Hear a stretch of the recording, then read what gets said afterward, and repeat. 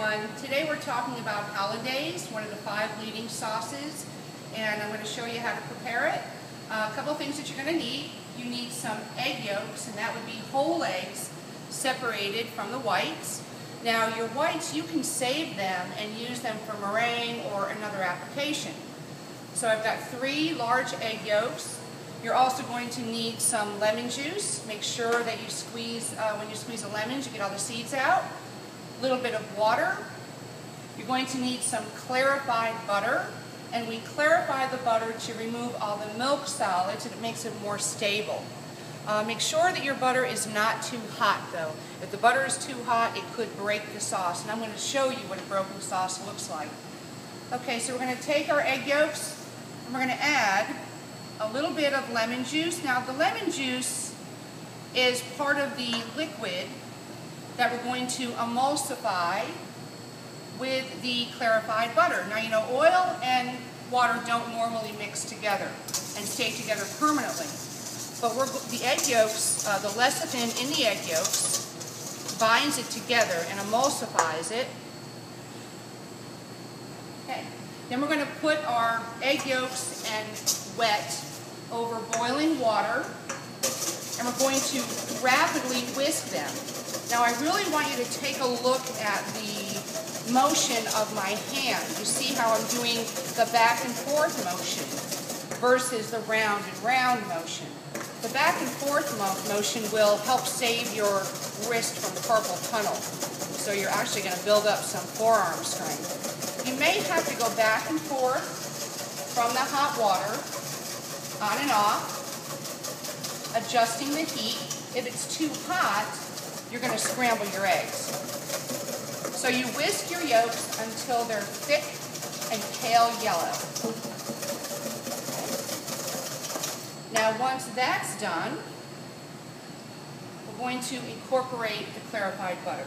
I like to set up a small pan or a small pot with a towel. It helps me secure the bowl while I'm whisking in the clarified butter. And as I put the butter in, this is a critical stage. As I said before, if the butter's too hot, it'll scramble the eggs and the sauce will break. If you add the initial butter in too quickly, the sauce will also break. And the only way to truly recover a broken hollandaise is to start with new egg yolks. So it's almost like you have to make the sauce over again. Now, rule of thumb that I use, per 1 large egg yolk, I do 2 to 3 ounces of clarified butter. And as you're making the sauce, you can see how much fat the eggs will accept. Okay, so the initial, as I said, clarification, or the clarified butter emulsification is a little critical. So just a continuous stirring. And it's a good idea to have all of your ingredients measured and right there for you, so you can just continue the process. There's 2 ounces. Okay.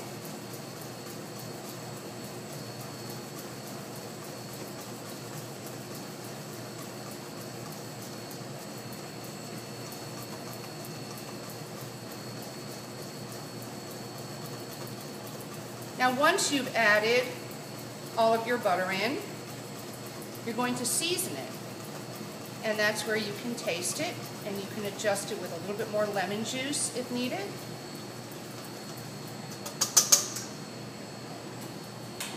You can add a little bit of cayenne pepper, a little bit of salt,